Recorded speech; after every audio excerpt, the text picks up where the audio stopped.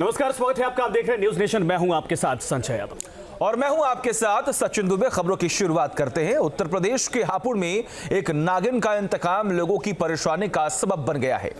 दावा किया जा रहा है कि अपने नाग की हत्या का बदला लेने के लिए नागिन लगातार लोगों पर हमला कर रही है। हापुड़ के सदरपुर गांव में जहरीली नागिन के डसने से अब तक 3 लोगों की मौत हो चुकी है। कैसे एक नागिन दहशत का सबब बन चुकी है, आपको पूरी कहानी दिखाते हैं। वो चुपके से आती है और दहशत फैलाती है। वो डंक मारती है और चली जाती है। उसके आने का ना कोई वक्त है ना कोई दिन। उसकी जहरीली दस्तक जानलेवा है। एक नागिन का इंतकाम हापुड़ की आवाम और वन विभाग को परेशान कर रहा है। नागिन कब आएगी, कैसे आएगी, कहां आएगी, ये किसी को पता नहीं, लेकिन वो जब भी आती है किसी न किसी को शिकार जरूर बनाती है। इस नागिन ने सदरपुर गांव में एक और महिला को डस लिया। नागिन इतनी जहरीली है कि उसके काटते ही महिला बेहोश हो गई, जिसके बाद उसे गंभीर हालत में अस्पताल भर्ती किया गया। काटने के बाद तो पता चली चीज सी मची थी यहाँ पर। जाते हुए देखा उसके बाद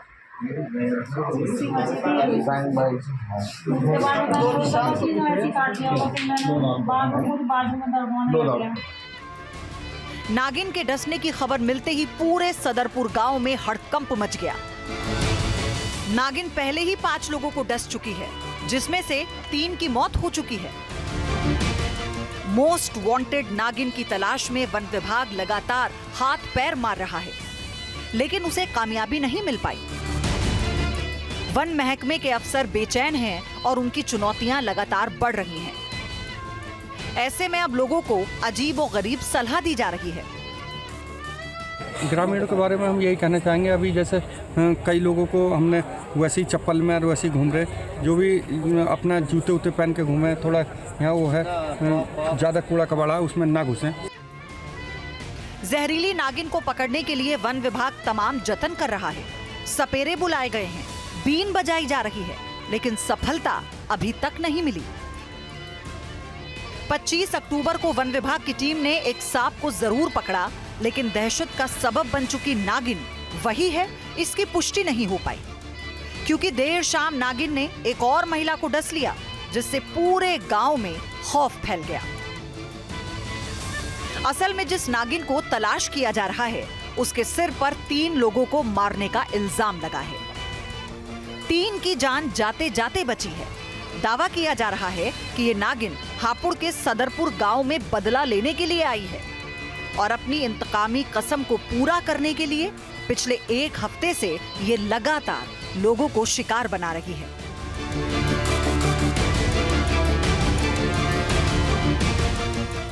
अब सवाल ये है कि क्या मोस्ट वांटेड बताई जा रही नागिन को किसी ने हमला करते देखा है?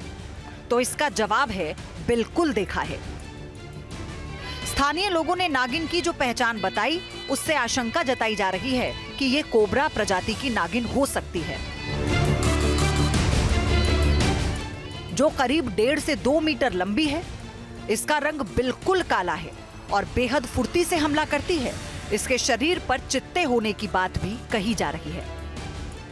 20 तारीख की रात से था, तीनों की अगले दिन मृत्यु हो गई। फिर अगले दिन फिर काटा, एक को अस्पताल उपचार के लिए चलेगा, फिर उसकी बीवी के लिए काट गया अगले दिन। 3 दिन से लगातार हो रही है घटना। यहाँ काला है, ऊपर चित्तीदार हुए, चित्ती की टिक निकली। अब सवाल ये है कि क्या वाकई ये नागिन बदला लेने के लिए आई है? अगर हाँ, तो ये अलग अलग परिवार के लोगों को क्यों काट रही है? और अगर नहीं, तो फिर ये इंसानों पर लगातार हमले क्यों कर रही है? ये सवाल सदरपुर गांव के लोगों के बीच खौफ पैदा कर रहे हैं।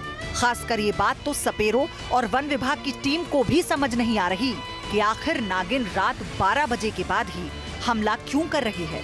बहरहाल इसकी वजह भी तलाशने की कोशिश करेंगे, मगर पहले ये जान लीजिए कि एक नागिन से कैसे पूरे जिले में हड़कंप मचा है।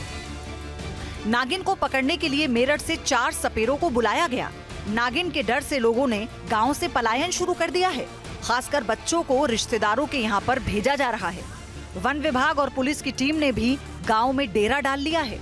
स्थानीय लोग भी रात भर में जागकर पहरा दे रहे हैं। क्या पता कब सामने नागिन आ जाए।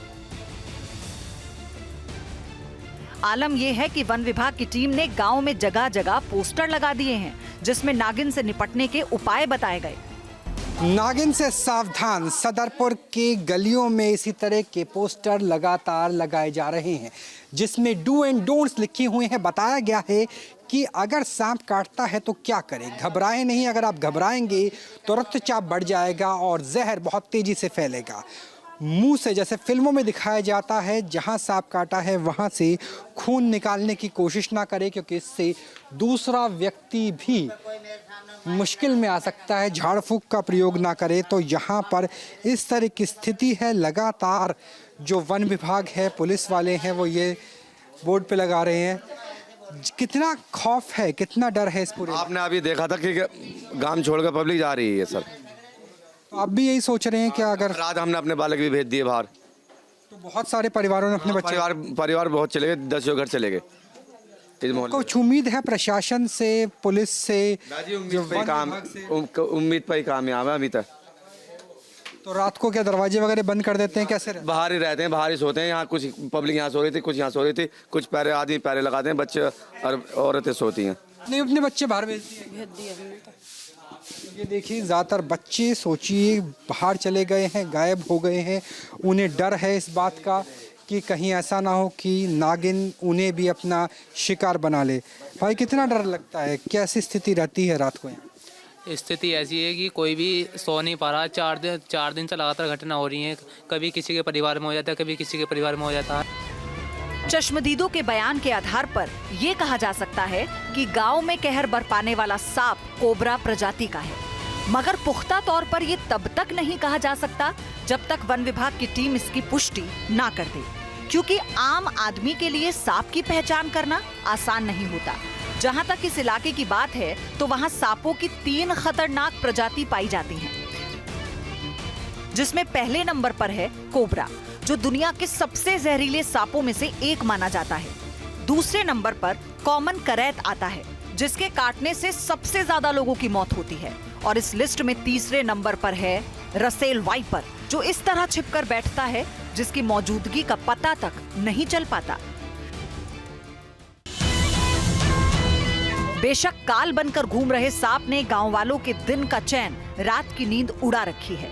बेशक इस बात की पुष्टि नहीं है कि हमला करने वाला सांप नर है या मादा, मगर जिस तरह सांप के साथ बदले की कहानी वायरल हो रही है, लोग हमलावर सांप को नागिन ही बता रहे हैं। हालांकि गांव वालों का आरोप ये भी है कि बार बार सांप का हुलिया बताने के बाद भी वन विभाग की टीम सांप पकड़ने को लेकर गंभीर नहीं है। दावा है कि वन विभाग की टीम हमलावर सांप को पकड़ने के बजाय एक रैट स्नेक यानी धामिन को पकड़कर अपने साथ ले गई, जिसका नतीजा ये हुआ कि बौखलाई नागिन ने उसी रात फिर से हमला कर दिया। अरे ये उसके बाद ये धामिन पकड़ कर ले गए इसे, नो अब कुछ नहीं होएगा। उसके बाद रात को एक उसके आदमी को काटा, एक आदमी को, फिर अगले दिन उसकी पत्नी को काट खाया। तो जब वो सांप पकड़ लिया तो फिर वो काट का एक रोया है जब वो पकड़ लिया था। स्थानीय लोग अब रिस्क लेने के मूड में नहीं हैं, लिहाजा दिन और रात हर वक्त सावधानी बरती जा रही है। एहतियात के तौर पर लोग अपने बच्चों को रिश्तेदारों के यहाँ भेज रहे हैं, ताकि जहरीली नागिन से बच्चों को बचाया जा सके। बच्चे हम देख रहे हैं, एक बार मैं चाहूंगा जैनेंद्र जो कैमरा पर्सन ने दिखाएं कि बच्चों को आप यहाँ से लेके जा रहे हैं। बच्चे डर के मारे बच्चे नू कह रहे हैं मामा जी हम नानी के यहाँ जाएंगे, बच्चे को मैं लेके जा रहा हूँ, इसलिए सारे बच्चे हैं। सारे बच्चे इतना खौफ आ गया कि पलायन करना पड़ा। बच्चे डर रहे हैं। मैं तो बताऊँ, बच्चा एक लड़का 12 साल का, एक 11 साल का, वो ओनली, और बाकी छोटे हैं, तो बच्चे डर रहे हैं, इसलिए ले जाना पड़ रहा है। साफ है कि एक सांप ने लोगों को सदमे में डाल दिया है। इस रिपोर्ट में हमने ये भी समझने की कोशिश की कि क्या सांप वाकई बदला लेते हैं, जैसा कि फिल्मों और किस्सों कहानियों में बताया जाता है।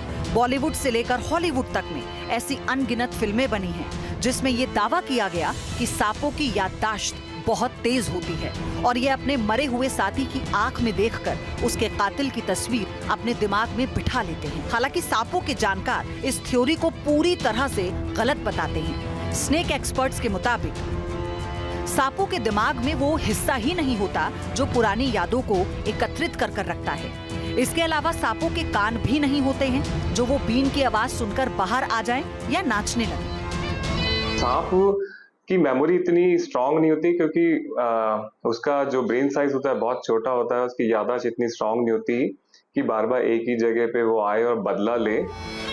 दावा किया जाता है कि सांपों की आंखों की रोशनी बेहद कमजोर होती है।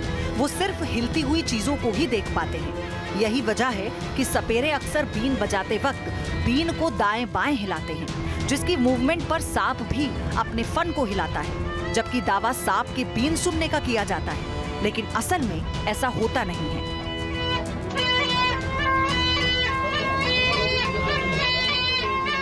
नूतन विज्ञान यानी जिसमें हम बात करते हैं फॉरेस्ट ऑफिसर्स की, वन विभाग की, वो फेल हो जाए तो पुरातन ज्ञान यानी सपेरों की मदद लेनी पड़ती है। ये बीन है, दरअसल ये एक बेल पे उगती है और इससे बजाने के लिए भी माहिर सपेरों की ज़रूरत है। और बीन की आवाज़ कुछ ऐसी कि अगर मेरे आसपास 100 मीटर में कोई भी सांप होगा, कोई भी नाग या नागिन होगी, तो वो इस बीन की ध्वनि से आकर्षित होकर के आ सकती हैं। तो इसके ज़रिए इस इलाके में अगर कोई सांप हो तो उसका आना संभव है। और इसी तरीके से अब बचाने की कोशिश की जा रही है। और सपेरों के लिए कहा जाता है कि वो जहर उतार भी सकते हैं और व्यक्ति अगर जीवित है तो। और सपेरों को तब भी बुलाया जाता है कि अगर इलाके में सांप आ जाए, सांप को जिंदा पकड़ने के, कितना ही कैसे सांप हो, 9 योनि बताई जाती हैं सांपों की, वो सांप को पकड़ने में माहिर बताए जाते हैं। तो कुछ इस तरीके से जो बीन की आवाज़ है वो अपने आप में सांपों को मदहोश कर देती है, ऐसा कथित तौर पर कहा जाता है।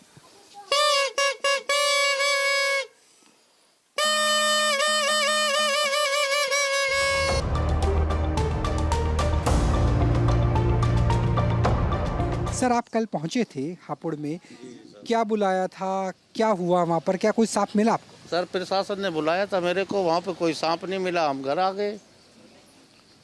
तो कितना असर पड़ता है कि अगर बीन बजाई जाएगी तो कितनी दूर तक उसकी आवाज़ जाती है अगर कोई आसपास सांप होगा तो आ जाए? बीन की आवाज़ ऐसी जाती है जी 100 मीटर तक। ऐसा होता है कि जहाँ पे सांप जो होता है बीन पे आने वाला वो तो आ जाता है जी। और जो नहीं, कई तरह के होते हैं ना सांप, 9 नाग, 368 कुलियाँ होती है सांपों की, लेकिन जिसमें पॉइजन होता है वही सांप बीन पे आता है। तो कई सांप ऐसे भी होंगे जो बीन से आकर्षित नहीं होंगे उसकी ध्वनि से? हाँ जी, वो बहुत ऐसे सांप होते हैं सर जो नहीं आते बीन पे। तो लगता है कि वैसे ही सांप रहा होगा वहाँ पर?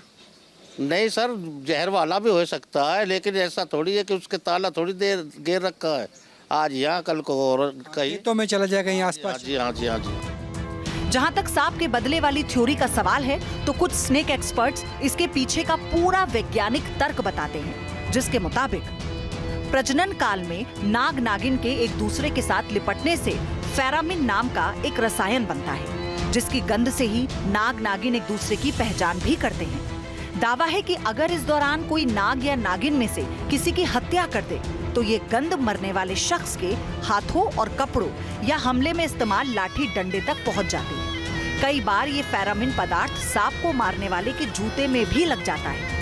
बस चूंकि सांप के सूंघने की क्षमता बेहद तेज होती है तो जिंदा बचा सांप इसी गंध का पीछा करते हुए उस जगह पहुंच जाता है जहां से फेरामिन की गंध आ रही होती है। स्नेक एक्सपर्ट के मुताबिक सांप एक संरक्षित जीव है जिसे मारना नहीं चाहिए, लेकिन कभी ऐसे हालात बनते हैं तो सबसे पहले मर चुके सांप को जला देना चाहिए। साथ ही सांप को मारने में इस्तेमाल होने वाली लाठी या डंडा भी जला दे। इसके अलावा उन जूतों और कपड़ों को भी रगड़कर धो ले जिसे सांप को मारने वाले शख्स ने पहना था। ऐसे में फेरामिन की गंध खत्म हो जाती है। आप अमूमन इस रीजन से आते हैं एक ही जगह पे कि जैसे कोई वहां पे नागिन है या फीमेल स्नेक है जिसको मार दिया गया है, तो उसकी स्मेल की वजह से वो उस जगह पे आते हैं मेटिंग करने के लिए। और सांप जिस जगह से जाते हैं तो वहां पे कुछ हार्मोन रिलीज करते हो जाते हैं जिस वजह से उस जगह को अपने को दोबारा आ जा सके। चौंकाने वाली बात यह है कि जिस सदरपुर गांव में नागिन ने आतंक मचा रखा है, उस गांव में अक्सर सांप निकलते रहते हैं। ग्रामीणों के द्वारा कई बार सांपों को मारा भी जाता है। ऐसे में ये पता लगा पाना मुश्किल है कि इंतकामी नागिन के साथ ही सांप को किसने मारा। फिलहाल कोशिश ये की जा रही है कि हमलावर सांप को जिंदा पकड़ लिया जाए। इसके लिए खास तरह की स्नेक कैचर स्टिक का इस्तेमाल किया जा रहा है। सदरपुर गांव में लगातार वन विभाग काम कर रहा है और यहाँ पर एक सांप नजर आया और सांप नजर आने के बाद उसे निकालने की कोशिश है ताकि उसे यहाँ पर पकड़ा जा सके। नाग हो या नागिन हो, लेकिन जो उसकी दहशत है वो बहुत ज़्यादा है और इसी तरीके से लगातार काम किया जा रहा है। भाई कितने घंटे काम करते हैं आप? कितना रिस्क है? 24 घंटे लगातार? 24 घंटे लगे रहे हैं, हम अपना 100% दे रहे हैं। तो यहाँ पर आपको भी तो डर लगता होगा कि आपको भी काट सकता है? हाँ डर तो है, लेकिन हम हथियार के साथ हैं। तो किस तरीके से हथियार काम करता है? हाँ ये बहुत सिंपल कैसे काम करता है, अगर आप दिखा सके तो? हाँ सर, ये इसे इस तरीके से दाब देखते ही हम उसका मुंह दाब लें, पूंछ आ जाए कुछ भी, इससे भागता ना। नागिन अभी भी सदरपुर गांव में ही घूम रही है। लोग समझ नहीं पा रहे कि इससे छुटकारा कैसे पाया जाए। वन विभाग की कोशिशें नाकाम साबित हो रही हैं और संकट लगातार बढ़ रहा है। लोग इस बात को लेकर सहमे हुए हैं कि नागिन के इंतकाम का अगला शिकार कौन होगा। Team news nation. News nation अब व्हाट्सएप पर खबरों के ताजा अपडेट के लिए न्यूज़ नेशन के इस QR कोड को स्कैन करें।